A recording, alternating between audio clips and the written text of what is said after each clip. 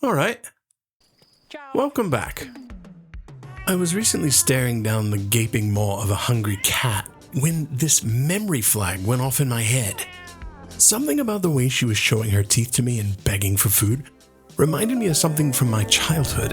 And it was a memory so visceral, so embedded in my, and I believe all our collective cultural psyches, that I instantly knew what it was. My mind was awash in a mix of nostalgia and terror, and I simply had to go watch at least a clip of this archetypal impression while it was fresh on my mind. But of course, first I fed my cat.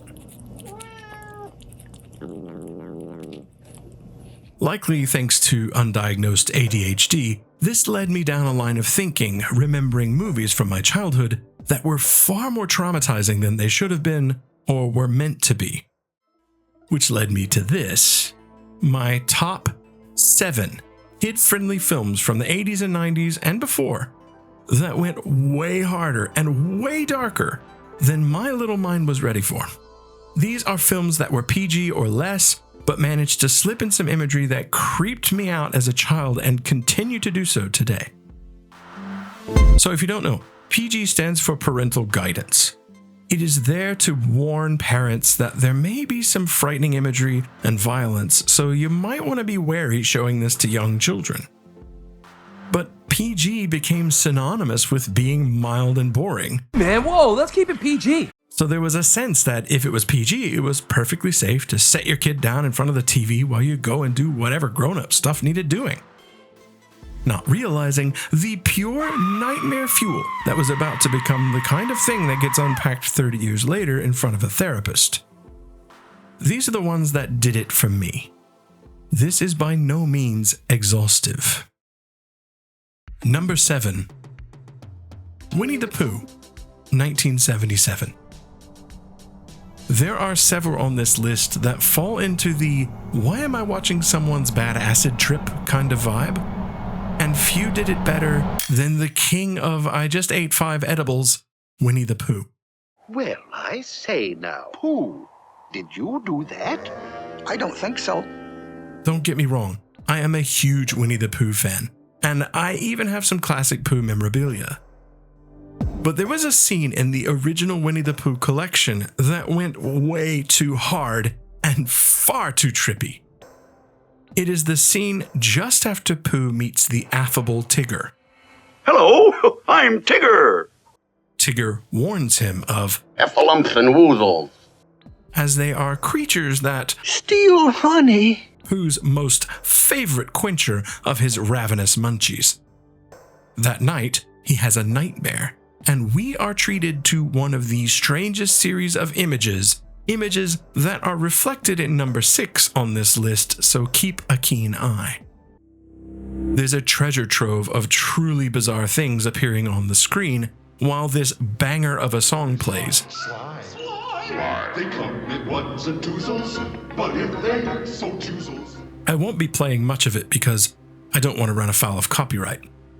It tells us of the ineffable qualities these Heffalumps and Woozles possess. They come in all shapes and sizes. They...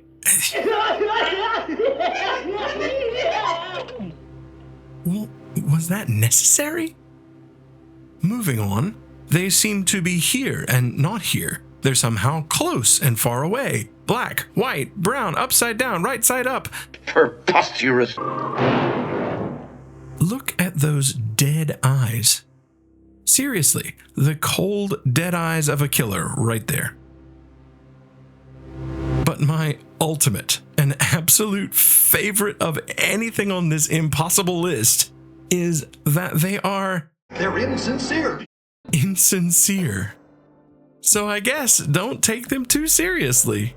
Perhaps the reason I'm leaving this one at the bottom, creepy as it is, they just aren't all that serious. As a video editor, though, I definitely admire the cool transition from the dream sequence. Oh, bother. Number 6. Dumbo, 1941. So Dumbo and Timothy Q. Mouse, yep, that's his whole name, have a shared hallucination after getting unintentionally drunk on water that was mixed with champagne. Typical Disney kid stuff. Disney really knew how to mentally scar you, and the king of the "why am I watching someone's bad acid trip" is the pink elephants on parade scene from Dumbo. This has made it on numerous lists, so I won't spend too much time beating this pink elephant, but suffice it to say, it makes the Heffalumps and Woozles look like the insincere nerd herd at the playground of scary Disney imagery. I feel like this is the kind of thing that gets played to turn someone into a winter soldier, and it just goes on and on. Just like in Heffalumps and Woozles, you have more elephant trunk trumpets and lots of dancing creatures in full Technicolor and even in acid trip plaid. What the hell was that? They've gone to plaid. It's no secret that Disney reused animation, so I wouldn't be surprised to find out some of Heffalumps and Woozles, which came much later, was heavily influenced or borrowed from this animation. It is such a long and bizarre mix of images that feel less like what would happen if you got a little sauced, and more like you accidentally ate the entire pizza laced with magic fungi. Even today, these scenes are disturbing, not enough to place higher up on this list, but plenty enough to warrant a spot here. Again, Heffalumps and Woozles borrowed heavily because look at that transition. Just gorgeous.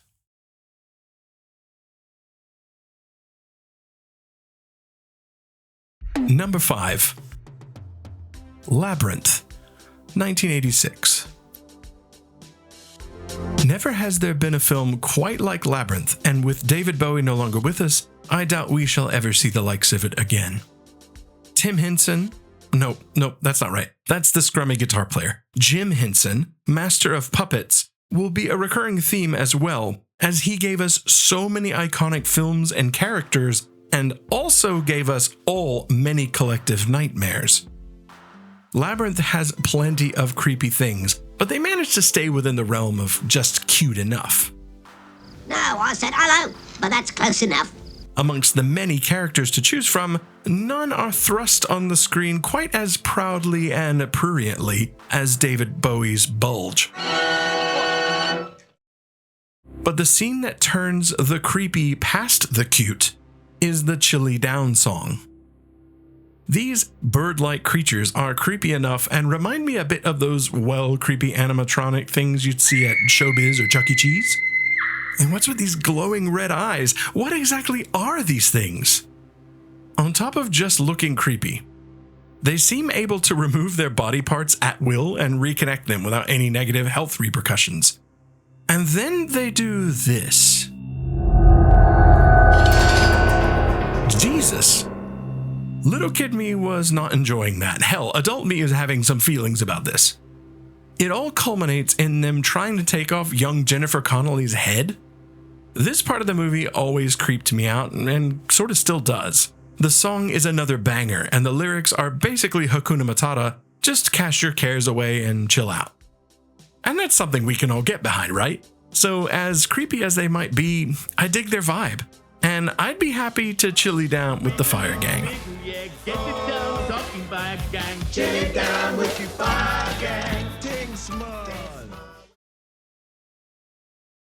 Number 4. Dark Crystal, 1982. Jim Henson, we meet again, and so soon. These get harder to determine what order to put them in, apart from number 1. So feel free to let me know what order you'd put them in. The Dark Crystal is a masterpiece, a fantasy epic told almost entirely through puppets. It wasn't a huge success upon release, but it has become a cult classic, and deservedly so. It has some gorgeous shots, very unique characters, and it still holds up today. But it's also dark as hell. I mean, the name, Dark Crystal.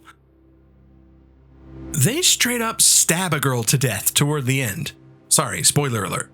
I mean, it don't get more gangsta than that.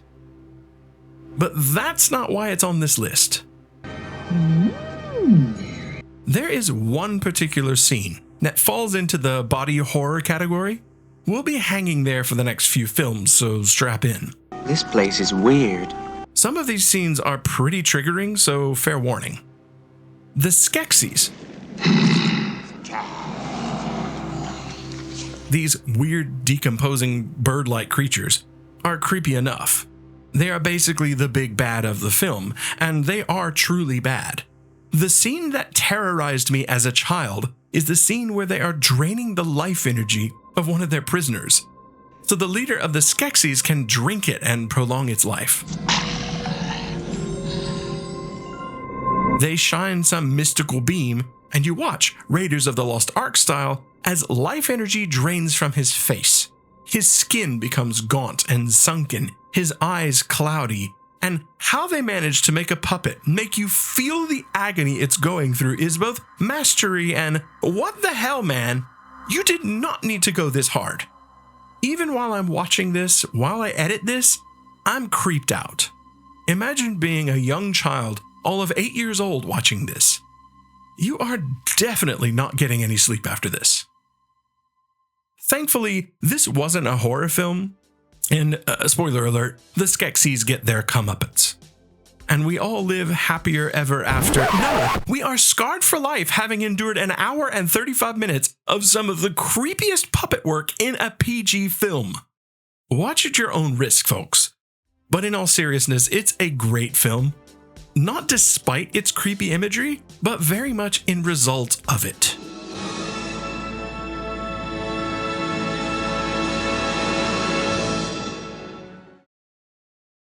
Number 3. Willow, 1988. Some might balk at calling this a kids film, but you will notice I said kids film adjacent or something to that effect. If you want, you can rewind. But it is a PG film, and I did watch this as a kid, so in my book, it fits. I give you my word of honor! This film manages some epically scary bits. There's the scrotum monster thing that is both creepy and gross. I mean, look at it. This alone gave me plenty a night of wet trousers and bed sheets. But this isn't the thing that put this so high up on the list. Look, I'm sorry. These creepy dog things? Yup. At least mildly terrifying. This film was generally pretty dark at times, and the wizardry and sorcery in this movie is visceral and feels lived in and real. The main character... Willow Offgood. I'm Willow Offgood. I expected something more grand, less, fuzzy. Who struggles to develop and learn magic throughout makes it feel grounded and realistic. Also, for a film that came out in the late 80s, had some pretty stellar effects that add to the sense of realism and creepiness. The scenes where Willow is trying to use the wand to change the sorceress Finn Rizal back from animal to person is, well, it's really smooth and pretty unsettling to say the least. But it's what happens just before she's turned back into a human that puts this movie higher up on the list and continues our theme of body horror. An army sits in front of the castle where the evil sorceress Queen Bavmorda resides. It's your basic chosen one scenario where the savior is born to bring about world peace or something like that. Is it a girl? Yes. Show me its arm. She bears the mark. Don't go near it. We don't know where it's been. But the twist is throughout the entirety of the film, the chosen one is, well, an infant. But she's just a baby. They may possess the power to change the world, but they are at this point helpless. If the evil queen can eliminate her, then she can rule with ultimate power and some junk. She managed to capture the baby and is in the midst of performing some ritual sacrifice. Again, typical light shenanigans for a fun family fantasy film. The army is poised to take the castle. This is not an army! But the queen casts a spell. Pigs! And everyone who isn't near Willow and being protected by the magic wand are being turned into pigs. And unlike Rizal, That's me! I'm Rizal. Oh no! they are fully pigged up. No cute voices or lingering sense of humanity. And we see the transformation with some lovely editing, and it looks disturbing, painful, and terrifying. This part of the movie made me shudder as a child, and it still makes me squirm.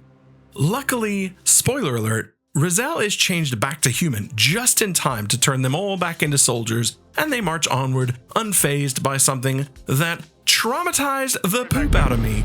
I'm terrified beyond the capacity for rational thought. And had it happened to me, I wouldn't be storming the castle the next day, okay? I'd have run wee all the way home, curled up into a ball, and spent the next few months unpacking the fact that I was, even for just a brief period of time, transformed into another animal.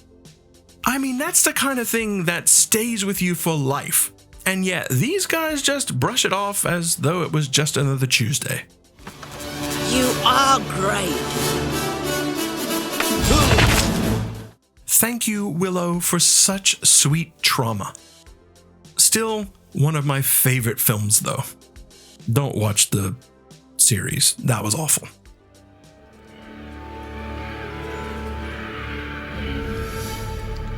We call upon you to surrender! We are all powerful sorcerers. Give us the baby, or we'll destroy you. You don't frighten us! Go and boil your bottom, sons of a silly person! I'll blow my nose at you, you and all your silly niggits!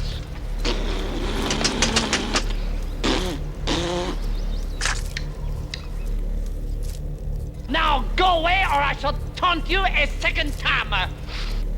Giselle. Avalorium. Fetch la vache! Quoi? Fetch la vache! Courage, Willow. Jesus Christ!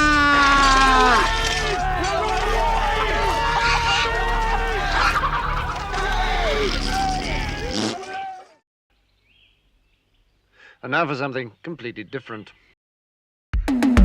Number 2. Pinocchio, 1940. Disney, hello again. What gives? I thought you were supposed to be all about family and kids, and you keep giving childhood me heart palpitations. Pinocchio is filled to the brim with some pretty scary stuff. I mean, have you seen that cricket? And more dead eyes. I mean, dolls are creepy. No! Yes, yes, yes! There's this guy. Nope, that's not creepy. Kids smoking cigars and drinking beer, you know, like everyone did in the 40s. Truly, what a great time it must have been to be alive. Oh boy, this is a life. Okay, you got me here. Smile. You know, I may just take this off the list with the... Wait. I see what you're doing. It won't work. I wonder what time it is. Because this is the part that just creeped the hell out of me when I was a kid. I still to this day find body horror to be extremely disturbing, and watching this even now manages to get under my skin. It's the helplessness of being transformed against your will. I'm getting ahead of myself. All right, son. Yeah, take it easy now. It is, of course, the kids turning into donkeys scene. And unlike The Dark Crystal, this one does not have a happy ending. Looks pretty hopeless. This nefarious group of schemers who have a very disturbing affinity for boys, which is in and of itself pretty questionable, hatch this plan to lure a bunch of kids in with beer and smokes, the kind of thing all small children find irresistible. It sure is. And then through the magic of magic beer and tomfoolery, they are transformed into donkeys, who seem to retain the same sense of self as a child, but become unable to speak. And what's your name?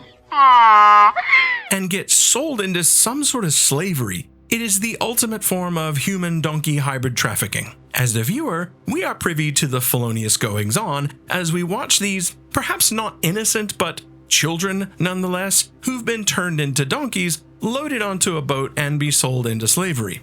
We watch as one who's still able to speak, Alexander. get cast aside along with others who we are led to believe aren't fully donkified. He can still talk. Please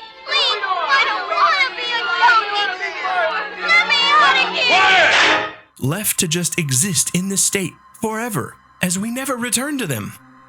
The pure terror of seeing a boy's shadow transforming werewolf style, screaming for help as their humanity is stripped from them and they turn full donkey. Our hero, Pinocchio, realizes what's happening and manages to cease imbibing and smoking early enough to halt his own transformation about midway. Frankly, has had enough of all this and yeets himself into the sea. Gotta jump.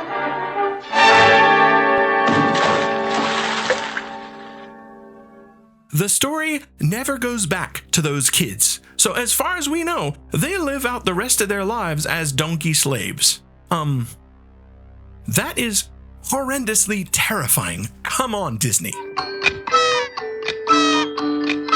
I had legitimate nightmares from watching this as a child. Something about it just creeped the ever-living fecal matter out of me, and if I'm honest, even now, it's still creepy as hell.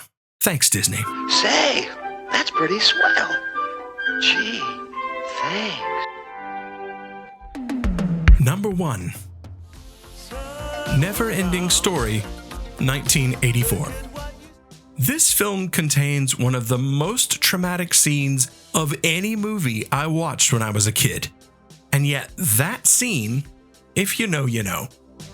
That scene wasn't so much terrifying as it was just deeply depressing. Of course, I'm talking about Artax. What is it, Artax? That name alone that can bring a tear to your eye. Yes, the scenery was incredibly bleak, and one of the most iconic representations of hopelessness and despair that has been on the silver screen. Artax! Fight against the sadness, Artax! But it wasn't creepy. It wasn't so much scary as just plain sad. It is, however, a portent of what would springboard this to the top. Stop daydreaming. There's plenty else that could qualify this movie. There's this guy. What the heck is this? But there's no way this would get stuck at the top of this list. This thing? Nah, it's weird. That's all. No, remember what I said at the beginning? Staring at my cat as she opens wide her mouth to yell at me in protest of the fact that food is not in front of her at this very instant? Yeah, why not? The thing that gave me nightmares, and the thing that to this day still remains one of the creepiest, frankly, scariest things I saw as a young child in a film, is this guy.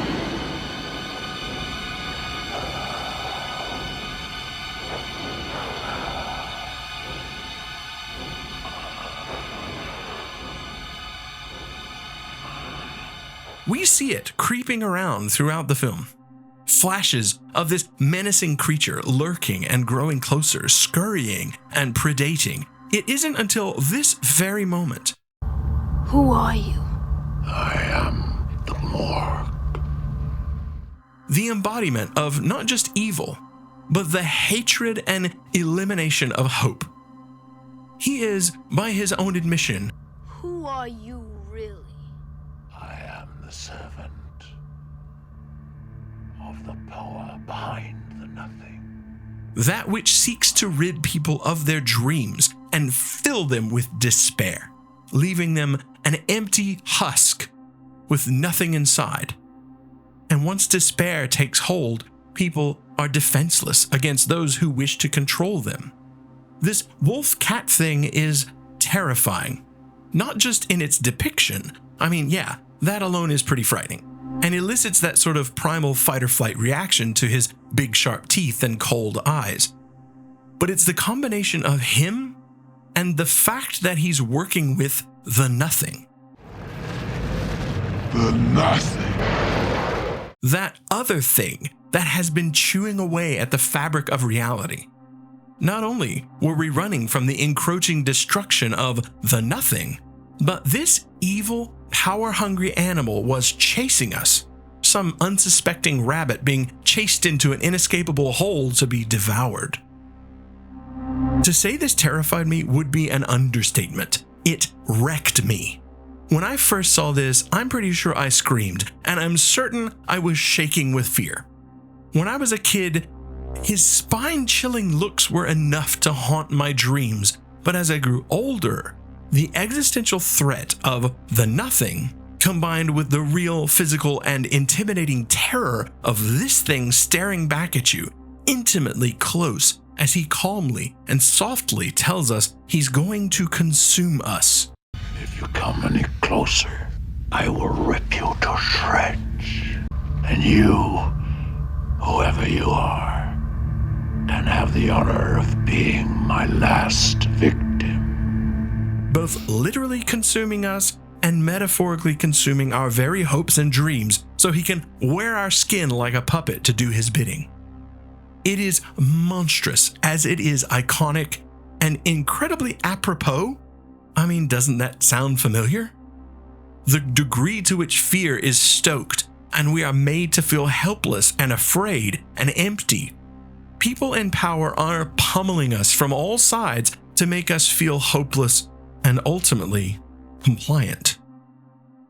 Don't let this guy or any person rob you of your hopes and dreams.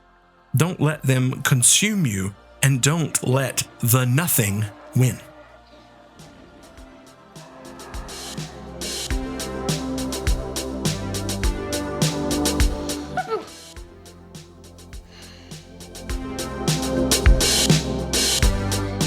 Thankfully,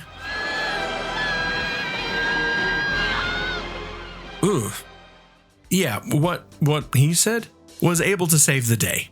And Atreyu, Artax, Rockbiter, and everyone was saved. But the nothing isn't gone. It simply waits. And while this one has been defeated, surely others will rise up in their place. The ending is bittersweet, and the movie is a classic, as well as a personal favorite. If you haven't seen it, thankfully this video is over.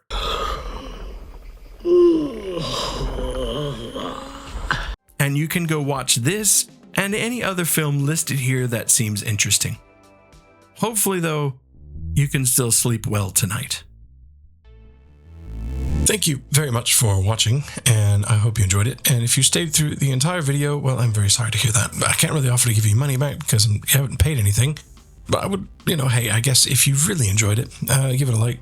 That would let me know that I should be doing other things like this. Otherwise, have a great day.